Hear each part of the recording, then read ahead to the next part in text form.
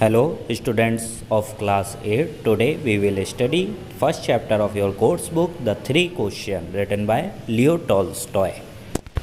So let's open your book and watch the video carefully. Three Questions, adapted from Leo Tolstoy's The Three Questions. Once there was a king. He wanted to know the answers to three important questions which were puzzling him. He thought that he would never fail in anything he might undertake if he knew the answers to those questions. His three questions were: how can I learn to do the right thing at the right time? Who are the people I need the most to help me with the work? How do I know which is the most important thing to do?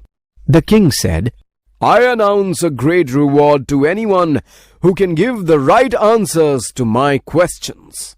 The most learned men came to the kingdom. Each one had a different answer to the king's first question.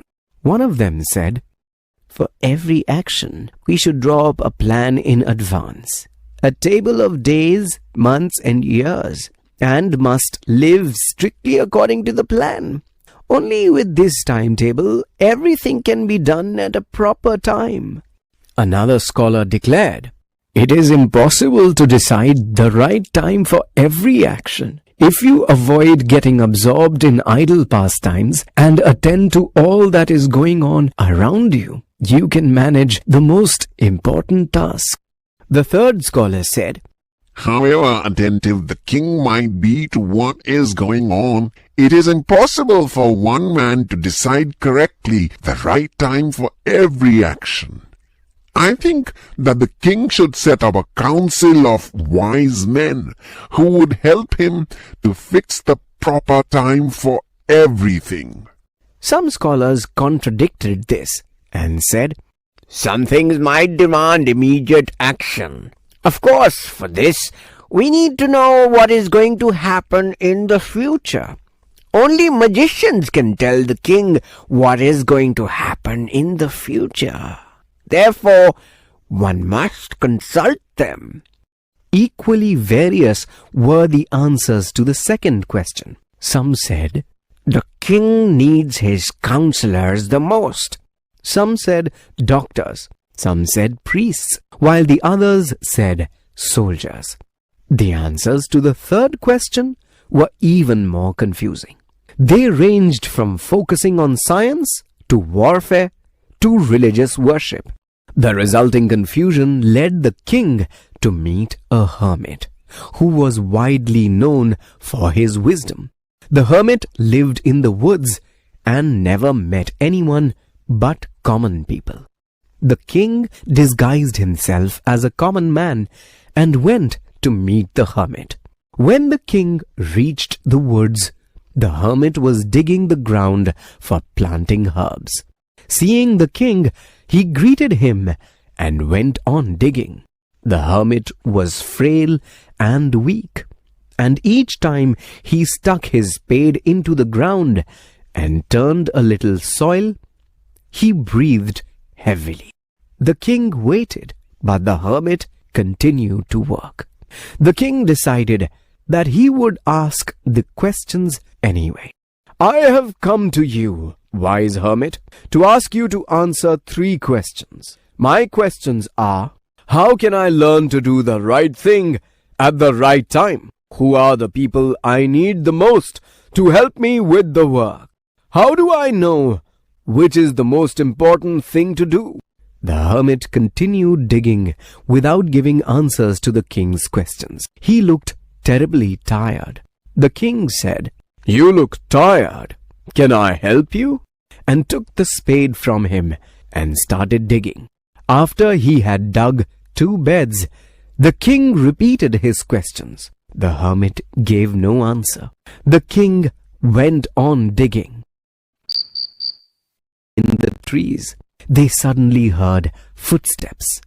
Someone was running towards the hermit's hut. He was bleeding from a large wound in his stomach. He fell, fainting on the ground, when he reached the hermit and the king. They took him inside the hut. The king cleaned the wound repeatedly and covered it with his handkerchief and with a towel the hermit had. The blood stopped flowing after a few hours. But the king and the hermit continued to take care of the wounded man all night. In the morning, when the man awoke, he stared at the king for a few seconds. He was overcome with shame when he realized it was the king who had saved his life. "Forgive me," cried the man when the king looked at him. "I have nothing to forgive you for. Who are you?" said the king. "I am your enemy from the neighboring kingdom, who had sworn to kill you because you had killed my brother in a battle. When I heard that you were coming to meet the hermit in disguise, I followed you so that I could kill you. Your men, however, caught me and wounded me. How can I thank you for saving my life? If you hadn't dressed my wounds and looked after me, I would have bled to death. From this day onwards, I will serve you as your most faithful slave, and will ask my sons to support you. Forgive me." A little later, the king went out to see the hermit again. "I am asking you for the last time. Can you give me the answers to my questions?" "Do you still need an answer from me in words? When you came to see me, you saw me working, and when you saw that I was getting tired, you decided to help me.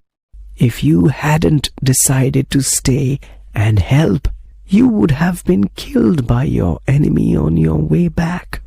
I would say that the most important action was helping me. The most important person was someone whom you were helping, me first and the wounded man later. If that man had died, he wouldn't have made peace with you. Therefore, the most important time is always now. The most important person is the one who needs your help. The most important action is to comfort the person who needs help.